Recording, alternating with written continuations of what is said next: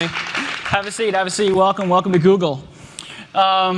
So let's kick off, no pun intended, with a little soccer, or for our international friends, football.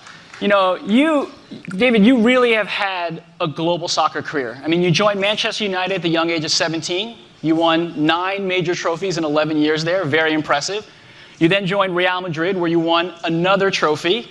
And then since 2007, you've been here in the US playing for the LA Galaxy, where last year you won yet another trophy. And I think that puts you in a very rare group of trifecta winners of 3 trophies on 3 different countries. So congratulations. Thank you very much. And then obviously while preparing to meet you last night, I read even more news last night, the big news, that you decided to stay here in the US and continue to play for the LA Galaxy. Congratulations, and I think we are excited that you chose Google as a place to come talk to your fans and the rest of the world about that news. So why don't we start there? Why don't you tell us a little bit about that decision to stay with the Galaxy? Well, good morning, first of all. I'm excited to be here. To be part of this is exciting for me, and to be here with you all and everyone else watching around the world, it's exciting. Google's one of the biggest companies in the world, so I'm honoured to be here today. My decision, obviously, throughout my career has always been about my family, about my career, about my footballing career. And I've been lucky to have played over the years with some of the biggest clubs in the world, some of the best players in the world. And you know, it's been exciting. I've been lucky enough to have been successful in many different clubs that I've played for. And professionally coming to the US was something that I was excited about. It was a challenge, it was a new challenge. I'd played in Europe, I'd won everything that I possibly could in Europe. And I wanted a new challenge, so. You know, when you conquer Europe, it's definitely the next. I'm very lucky in my career. So then obviously coming to America was an exciting thing for me. And I've had a great 5 years, met a lot of good people, a lot of great fans around the world, travelled around America, played in different parts of America which I'd never played in before. And it's been exciting. So, you know, this championship at the end of this year was one of the most satisfying in my career, I must admit. You know, to have been here for the time that I'd been here, to reach the goals that I'd reached off the field, with raising, you know, the popularity of the game. I'd reached those goals. The only goal that I hadn't reached was a championship with the Galaxy, which is the main reason why I came to America and came to the Galaxy as a franchise. So that was missing, but now it's not. So congratulations. But obviously with the new contract now, it was a decision that I didn't take lightly, because you know I obviously had other offers from other clubs around the world, and at 36 years old you don't expect to still get these offers. So that was nice, but you know, it was all about, you know, where I felt the future was going for the game here in the US, and also where my family was happiest. And my family are happiest here at the moment. We love living in LA, we love living in America. We've adapted the culture, we've adapted everything that this country has, and we enjoy that. So I'm going to continue to enjoy playing soccer here, and my family will continue to enjoy it.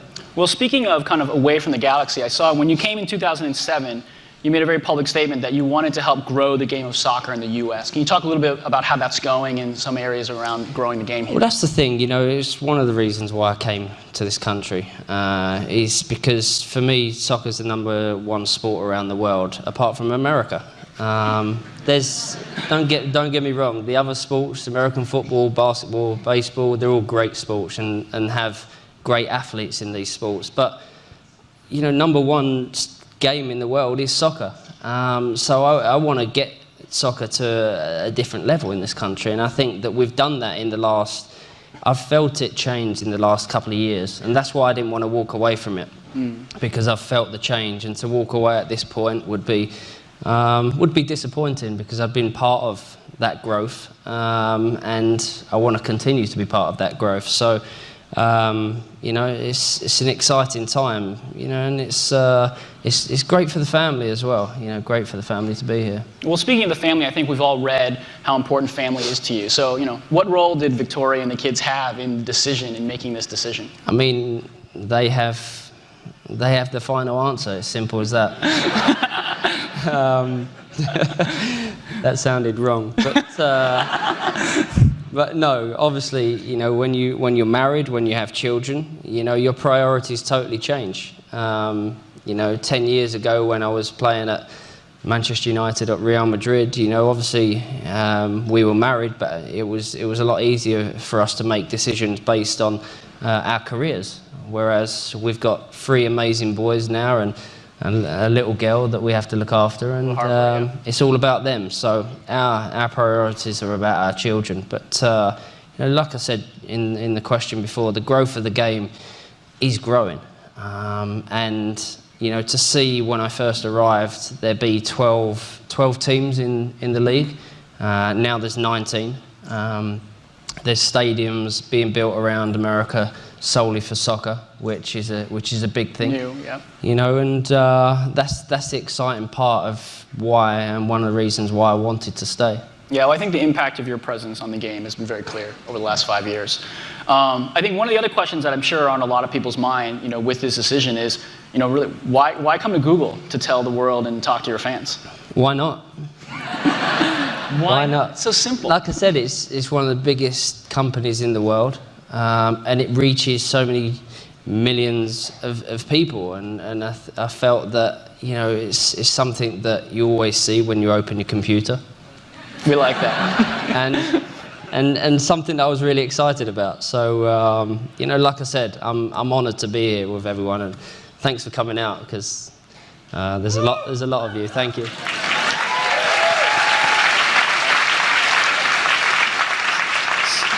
So in getting ready for this visit, we saw that you posted a video call out for questions on YouTube, which was fantastic. And I'd say from that video, we've collected tons of questions. We've gone through them. We've curated them. And obviously, we'll go through some of those today.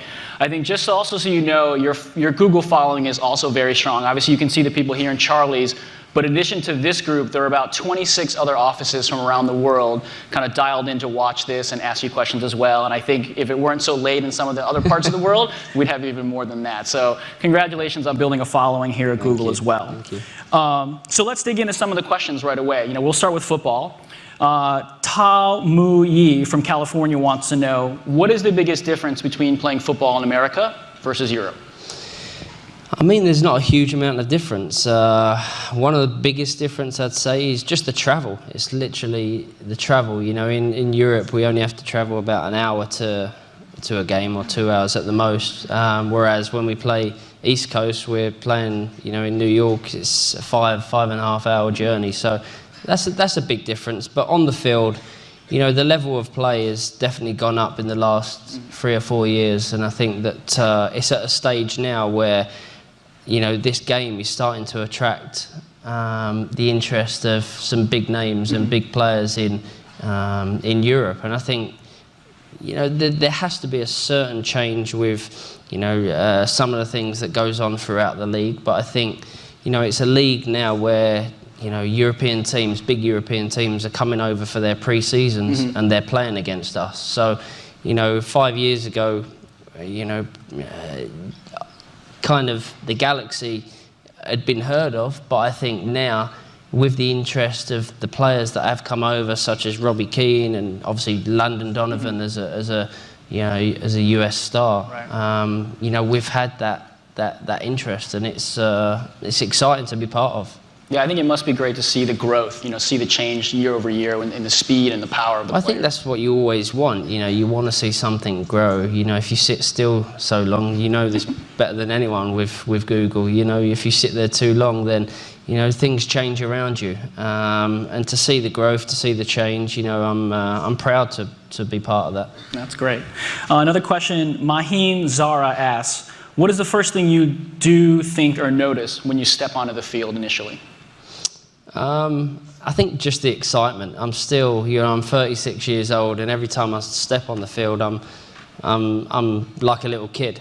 And I know once that changes, then that's when I'll feel I'll have to stop playing. But until that changes, I'm going to continue to play as long as possible, and as long as teams keep offering me new contracts. But it seems like that love of the game, that childhood joy of just playing the game is what drives you. I've always been driven, even at a young age. All I ever wanted to do was become a footballer, a soccer star. And that was my only ambition, I know it's different these days with kids, there's fame, there's fortune, and it might be easy for me to say that because obviously I've done very well out of the game, but I'd still be playing this game even if I wasn't being paid for it. Mm-hmm. Not that I don't want to be paid for it, but I still would be playing this sport. Very good, very good. Another question, Christina Greenwood asks, do you ever listen to music before a soccer game to kind of get yourself pumped up? Always. Always? Spice Girls? Spice Girls, of course. I mean, Wannabe always gets me going before a game. Everybody, I think, who doesn't? Always. No, Spice Girls is not on the playlist. It's on my iPod, but it's not on the playlist. That's for a different time with the kids. But no, I always listen to music. I'm a huge Jay-Z fan. Excellent. Huge Stone Roses fan as well, who are getting back together in June. Just plugging them. At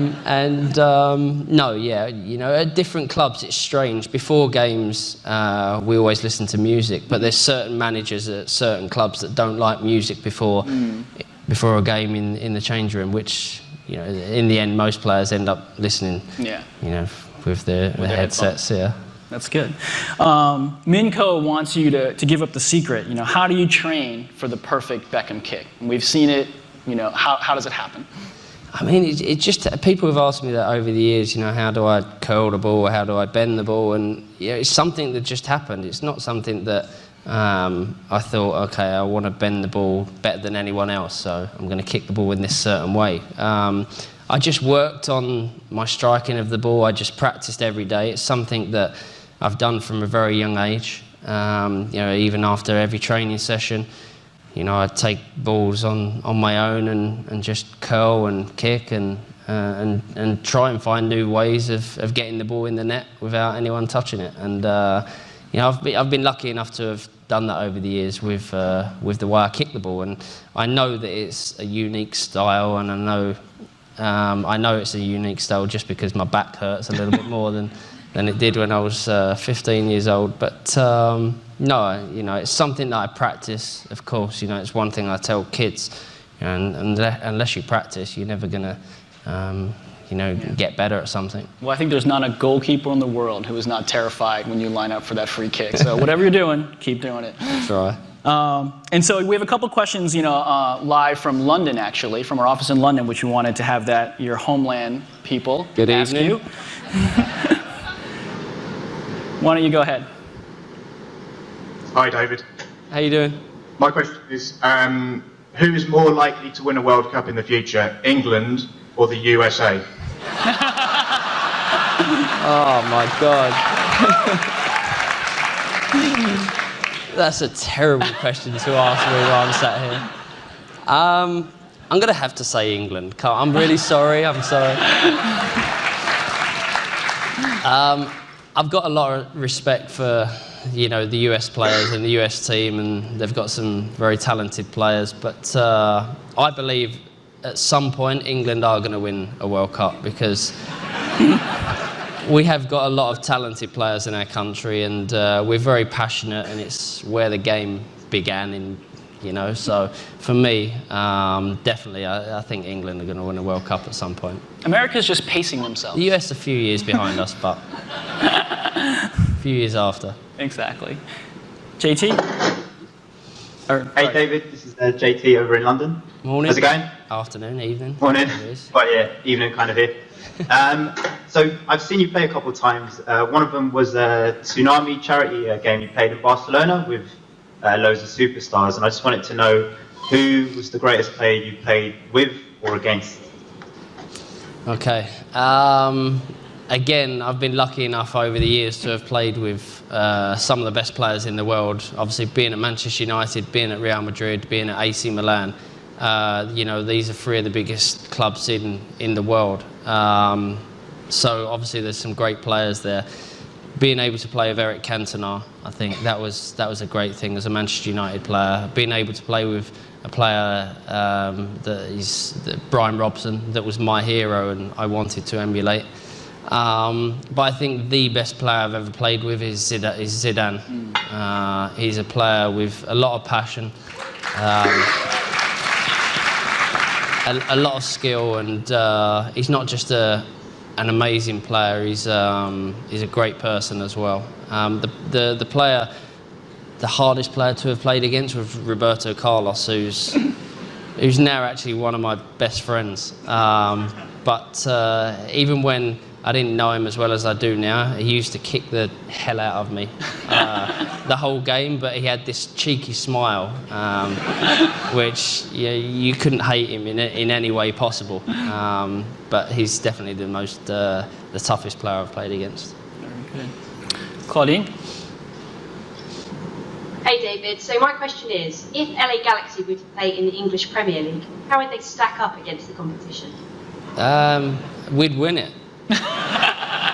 Simple as that. No, I think, you know, the Galaxy have been great in the last 2 years. We've been really successful. We've obviously been close to winning the championship over the last few years, but then obviously this year winning the championship. We've got a lot of good young players coming through, players that, you know, teams in Europe are interested in. So I think we'd do well in the Premiership. It'd be interesting. I think you never know. I mean, that's the beauty of the game. I mean, I think, you know, you work hard, train hard. I mean, that's what soccer's all about. You know, it's all about upsets. It's all about, you know, teams that you don't think are as good as other teams going in and beating them. You know, that's what the FA Cup is all about in England. You know, lower league teams go in and they beat some of the, the best Premiership teams in England. So it's what it's all about. But I think we'd do well over there. That's good. Maybe one day. It might be a bit cold for a few players in December, but we'd do well. That's great. JT mentioned the charity game that you played, and I think, you know, we've seen you do a lot of philanthropic work throughout your career. I think we touched on it, you know, the UNICEF work and the highlight video. And recently we saw that you were in Afghanistan visiting some troops there. Can you tell us a little bit about what that trip was and what you did there? I mean, I know it sounds kind of a cliche, but charity is one of my biggest passions. I've been lucky enough to be involved with UNICEF as an ambassador, and that's something that I'm very proud of. But I want to do more. You know, obviously with my job, with, you know, my travel, it's very difficult to go into the field and to do different things. But I've been able to go to places like Sierra Leone, you know, and going places like that and seeing the change that UNICEF are making to so many people around the world. That's one of my biggest passions. That's why when people say to me after my career, am I going to go into coaching? I need to be passionate about something that I'm going to go into. And coaching, I love coaching kids, but I'd prefer to go into the field and see the kids, you know, in Sierra Leone or in different parts of Africa and around the world and coach them, because it's making a huge difference. Going to Afghanistan was something that I'd always wanted to do. To see the troops, of course, you know, and when I ruptured my Achilles 2 years ago, I had some time off, obviously, and I thought, okay, I need to put that to do something good, and I had the chance to go to Afghanistan. It was a secret at the time, but then obviously by the time I got there, it was out. But you know, it was a huge thing. You know, to some of the job that the troops do over there in Afghanistan is really incredible. To see the conditions that they work under, and you know, they're putting their lives at risk every single day, and it must be gut-wrenching for their families to see their loved ones, you know, brothers, sisters, sons, daughters. You know, there's so many different levels that it's difficult, and to go to Afghanistan was one of the best things that I've done in my life. Yeah. Well, I think it must be, I mean, with your work with UNICEF since 2005, I mean, it must be amazing to see, you know, you as an international football star, how the game can bring such, you know, joy or change people's lives, and just these kids all around the world. I mean, that's what's great about soccer. You know, I've said it so many times that when I was in Sierra Leone, you know, these kids are walking about with literally no clothes on. But you arrive, you put a soccer ball in front of them, they play like my kids play. Yeah. And that's what soccer can do for you, and do for kids and do for families. You know, for that 90 minutes, you know, you're driving along the street and, you know, like I said, there's kids with no clothes on and running around with no shoes on. And then you look over and then, you know, kids are watching Premiership games on the side of the street. You know, it can change people's lives. It can, you know, for that 90 minutes of a game, it takes them away from the life they've got every single day. And that is the power of soccer. It's the power of sports. It's something that, one of the reasons why I love being involved in sports. It is amazing. So moving on a little bit, as we look through all the questions that we got, you know, coming to you, I think, unsurprisingly, there were a lot of questions from people who are curious about your personal life. You know, I think when you marry a Spice Girl, I guess that happens. Yes, it does. But I think before we get to all of those, one of the more overarching questions that everyone had and everyone wants to know is, what was it like to be at the wedding of the decade, the royal wedding last April? I mean, what was it like to be there? I mean, we had to pinch ourselves when we got the invite, you know. Obviously, I've become friends with Prince William, and he's a great guy, and obviously, and Harry as well. And I was brought up around the royal family, to love the royal family. My grandparents were big royalists, and so we was brought up to love the royal family. And I think when obviously Princess Di was around, you know, the love for her and for the royal family was incredible. And she was loved by millions and millions of people, not just in our country. And then obviously you watch the lives of William and Harry, and you see everything about them, and it's kind of like the Truman Show. You know, they're kind of growing and doing different things and being part of different charities and growing up from young boys to young men and to grown men. Mm-hmm. And it makes you proud to be English, to see that happen. You know, you watch their lives, you watch what they've been through, and then you watch them grow into the people they are today. And they're very special people. And, you know, the royal wedding was a huge thing for our country to have a celebration like that. It was very special, and it gave you know, our country a huge lift at the time, and it's continued to do that. But yeah, being at the royal wedding was incredible.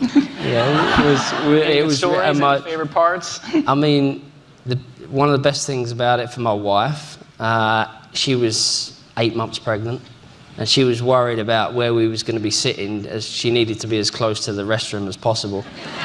And our seat was perfect because we could see, obviously, William and Kate walk in, but then obviously Victoria she was like 5 steps away from the restroom, which was perfect. So it was an amazing day, and you know, we're proud to be part of that as an Englishman. That's great. Well, speaking of Victoria and being pregnant, Nur Ikisi has a question about Harper.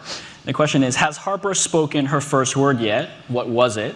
And if not, are there any playful competitions between you and Victoria to see if she'll say mommy or daddy first? I mean, I think naturally the first word is going to be mama. And she's close to it already. She's saying a few things, but you know, I've obviously got 3 amazing boys. And with boys, you know, I'm sure people that have children know, or people that have been around children know, with boys you can throw them up, and they drop and they get up and they just run around, and with boys it's like that. But you know, it's obviously my first experience of having a little girl, and still I'm changing a diaper and I'm thinking, I can't believe I've got a girl. So, you know, everything about her is feminine. You know, the way she moves, the way she eats, the way she smiles, the way she looks. You know, everything about her is feminine. And I know it sounds obvious, but it's an amazing thing having a little girl in the family now after having 3 boys. But the best thing about it is she's got 3 older brothers. Mm-hmm. Yes. Well, I have to say a dad. I have to say she is an impeccable dresser from what I've seen. So her wardrobe is ridiculous already. So I'm glad I got a 2-year contract.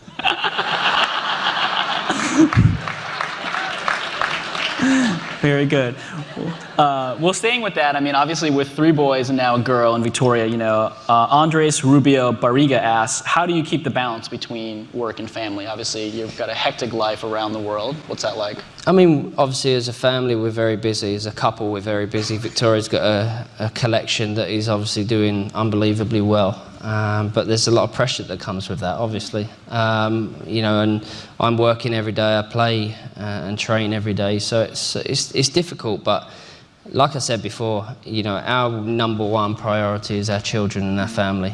Nothing else gets in the way of that. You know, when I'm away, Victoria's at home with the boys, and Harper when she's away, vice versa. So, you know, we're very hands-on parents. You know, I take the kids to school every day, pick them up every day. We go taekwondo, we go soccer, we go. You know, there's so many things that we do with the kids, and like I said, we're very hands-on parents. So, you know, it doesn't. Our busy lives don't affect, you know, the children in any way, but the children understand that we work very hard as well. So, you know, we've got a very good balance there.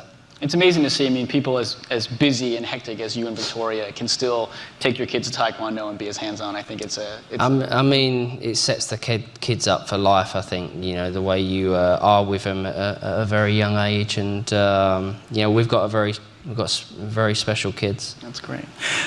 You earlier were talking about obviously the travel with the Galaxy, and you've lived in Italy, Spain, the UK. Carolina Ramos asks, where is your favorite place in the world? Favorite place in the world?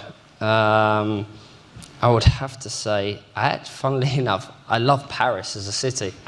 Funnily enough, and they was obviously one of the offers that I got to go and play there. So, but I love Paris as a city. It's very romantic. It's amazing culture, amazing food and wine. But you know, I'm very proud to be English, and London. There's not many better place in the world than London. Ooh, very good. I'm sure our London Googlers will be very happy to hear that. I hope so. So while we're on the personal life topic stuff, I have to say I promised some fellow coworkers I would ask you this question. Okay. Please, you know, don't be embarrassed. But you know, I think a lot of people are interested. What's up with the new underwear campaign? I knew this was. You know, I mean, how big is it? I heard Super Bowl ad. I mean, how big is this thing gonna get? Another pun.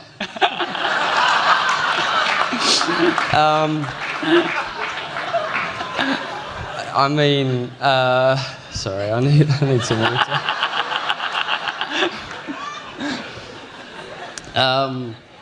Obviously, I was part of Armani campaign for a couple of years, and that was a huge success. And then, you know, I was interested in doing something along the lines with my own range of underwear and bodywear. So I got together with a few people and part of my team, and we designed and made everything, and we had the product all ready to go. And then H&M came in and they said, look, we can make this better for you. Yeah. And they did. You know, they're taking it to 1,800 stores, 40 different countries, and it's something that I could have probably taken a few years, but you know, wouldn't have reached that level of you know, of distribution. So I'm very proud of it. The pictures are good, which I'm happy about. The product looks great. That's the most important, of course. So that's exciting. You know, I'm launching it on February 1st. So it's going to be exciting. That's in London. So Super Bowl ad? No? Can you say? There's a Super Bowl ad. Oh. which is very exciting because the amount of people that watch the Super Bowl actually is going to see the advert. The worlds of football colliding. Which I just thought about. Very good, very good. A couple more questions on the personal side. Imtiaz Ajaz is wondering, are you considering starring in a film with Tom Cruise? I'd love to star in a film with Tom Cruise. Who wouldn't? I think people have asked me over the years, especially when I first moved to LA. They was like, oh, he's obviously going over to, become an actor, and I can't act. Simple as that. It's something that I've never done. I've been involved with obviously adverts and different. I was involved in a couple of movies that were about soccer, but not major parts, not much talking involved. So that was great. But who knows? Something might happen in the future that someone comes up to me and says, we want you to play this person, and and maybe it will happen, but I don't think so. It's not something. It's not an ambition of mine. You heard it here first. Something might happen in the future. Maybe. Exactly. Never say never. Never say never. Because you guys are neighbors, right? You live. Yeah, we live 5 minutes away. 5 minutes away, so no banter around the recycling bin. I mean, there's banter, but not banter that I could say live on Google. Gotcha. Very good, very good. One more question on this. Dina Ko asks, are you feeling nervous about your first Google Plus Hangout? I'm not nervous, I'm excited. Being here today, I was excited. I woke up at 6 o'clock this morning and give the kids breakfast just before I left, and I was excited about it. It's something that I was really looking forward to, so not nervous. That's good, I think. Why should I be? No, I think it's no, I think you're doing fine. I think afterwards it'll be easy. I mean, it's just video conferencing with a bunch of your fans talking face to face. It seems like something you really enjoy. Should be fun then. So I think, and for those of you that would like to watch that afterwards, David will be talking with some fans at 10:30 Pacific time right here on his Google Plus profile. So I think now we're going to take some questions from Googlers around the world. I think we'll take a couple questions live from here in the audience and some kind of pre-selected questions. So any Googler that has a question, please begin lining up. But we'll start with a question from Michael Complager from London. And he wants to know, did you have a role model as a child, and who was it? I had a role model in football, in soccer, sorry, that was Brian Robson. He used to play for Manchester United. He was captain of Manchester United, he was captain of England. He wore the number 7 for Manchester United and England, and everything that he did I wanted to do and become, and do exactly what he was like as a player. And I was lucky because I wore number 7 for Manchester United, wore number 7 for England, and captained England and Manchester United. So I was very lucky to have done that. So he was a role model that I looked up to. Very good. Why don't we take a live question over here? Hi, David. With everything that you've accomplished in kind of your career and your life in general, what would you say is the most meaningful accomplishment that you've had? My family. My family is like, it really is. Obviously I've done a lot in my career, and I've been able to be successful in different countries and different teams and different leagues. And I'm very proud of that. But my proudest possession is my family. Thanks. Thank you. Can we take one on this side? Hi, David. Hey, morning. I wondered if you could talk a bit about the London Olympics. Obviously, you're involved in the bid at the time. Yeah. So are you hoping for a place in Team GB, and what would it mean to you to play in the Football Olympics? I mean, it's exciting, for our country to host one of the biggest sporting events in the world. I think it's really exciting. I think the buzz around England and around London, especially around East London, where obviously I was brought up, it's exciting. So yes, I would love to be part of Team GB. I've never been involved in the Olympics, and when the team came to me and said, we want you to be involved in the bid to get the Olympics to our country and to London, I wasn't sceptical, but I was kind of nervous because I'm not an athlete that has performed in the Olympics, so I was worried what I was going to bring to the table and what I was going to do to help bring it to our country. But you know, to be there and to be part of a successful bid to bring it to London, I was very proud of. It's one of the proudest moments that I've been involved in. You know, especially to be sat there one side, and then the Paris side was sat the other side, and all the media actually had moved to in front of the Paris team. So we all of a sudden got worried, and then we expected Paris to be called out, and then London came out, and it was an exciting time. But it's going to be an amazing games. You know, we're going to make it proud. That's great. We have a question from Anuj Ganda from London, and going back to the proudest moment, you know, in your footballing career so far, what would be the proudest moment? Proudest moment in my footballing career, it'd have to be winning the treble for Manchester United. The year, you know, '99. You know, it was a great year. I got married, I had my first son, and we won the treble. So it was a big year. We'll take a question on this side. Hey, David. Yeah. Since moving to California, what's the funniest misunderstanding you or Victoria have had because of your accent? I'm not sure we've had as a funnier one than as our children had the other day. We were sat there in the kitchen, well, in our first year, and Brooklyn was writing on a piece of paper or drawing or doing some sketching, and he said, "Daddy, I need some rubbers." and I started looking around, and I looked over, and we had a couple of friends there that are from the US, and they looked in shock. So I didn't understand it at the time, but he now calls them erasers anyway.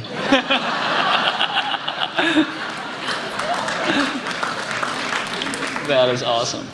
We'll take one on this side. Hi, David. Thank you for coming. I actually don't have an accent. I just really like yours. That's a great accent. Oh, thanks.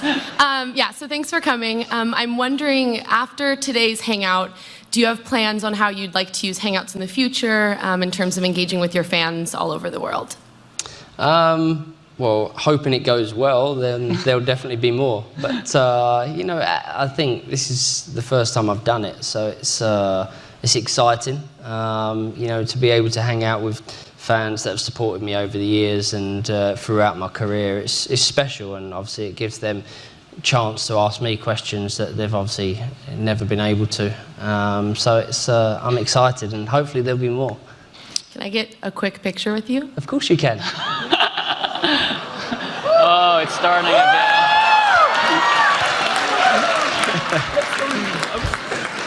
You look handsome, by the way. Thank you. You look very lovely. All right, ready? 1, 2, 3, cheese. There you go. There you go. Thank you. No problem. Nice to meet you. Thank you for coming. Thank you, David. Back to the questions.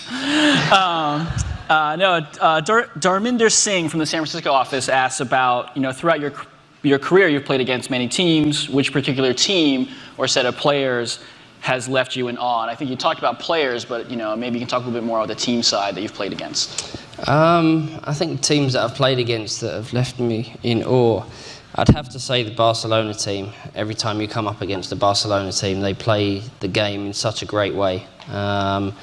But I think the one team that I played against that were amazing, it was where Ronaldo, the Brazilian player, got a standing ovation from the Manchester United fans. And that team, watching that team, the way they played, for me, you know, it left you kind of, you know, in awe of the players, of the setup, of them as a club, and the players that played there. You know, they had Zidane, Raúl, Roberto Carlos, Ronaldo. Little did I know I'd be playing with them the season after, so you know, that was exciting, but they're definitely the team that I was in awe of. That's great, that's great. Why don't we take a question on this side? Your wife's been known to wear some pretty ridiculously tall shoes. I was wondering what your opinion is on your wife's footwear. I think taller the better. Put it this way, I've not worn them. She's She said over the years that I wore her underwear for some unknown reason. She said that live on TV, by the way, which is not true. But no, the shoes are great. I love a pair of high heels on a lady, so it's very good. I like them. Another high heel question on the side, or a different question? Hey, David. So I have a question. So if you want to pick a team to beat FC Barcelona, so which one do you want to choose? And do you already have some ideas to beat them? I think to come up against a Barcelona team is exciting. You know, you can never be worried about playing against a team. You know, as great as Barcelona are, as great as Real Madrid and Manchester United are, we're a team that's growing, and we've got some very good young players in our team. And we've been able, like I said earlier about the interest in this league and our team around the world, you know, we've had some of the biggest players and the biggest teams come over and want to play against us in pre-season games. So we've come up against AC Milan, Barcelona, Real Madrid. I was going to say Manchester City, but we've come up against some great teams, and it's great to have that interest. So you know, you should never be worried about who you're going to play against. Very good. We'll take one final question over here, and then. One more, please. Thanks for coming, David. I know you've been around the league. You've been around, you know, various different leagues. Where would you like to finish your soccer career at? Would you like to go back to Manchester United? Do you want to stay in America, or do you want to tackle a league that you've never been to? I mean, you know, my next birthday in May I'll be 37. Still really so young. in soccer years, it's not so young. But in Beckham years, it's really young. In life, it's young, and I still feel young. So I'll continue to play the game as long as I can. I love it.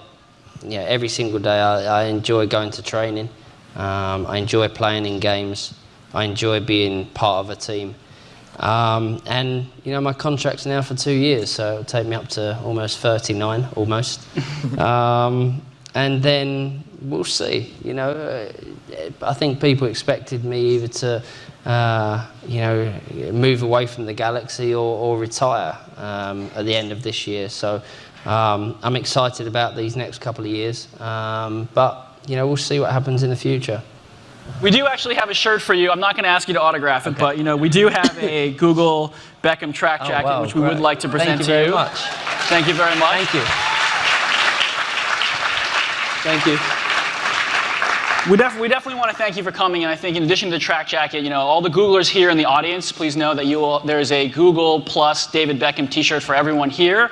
It will be available in Benghazi in Building 43 from now until 11 a.m. I don't think David can sign all of them, so please be understanding around that, but please enjoy your free t-shirt. For those of you on the live stream, and for those of you that have more questions, please feel free to join David at 10:30 at a hangout on his Google Plus profile. Thank you very much, David. We really appreciate it. Thank you. It was fantastic. It was really appreciated. Thank you very much. Thank you.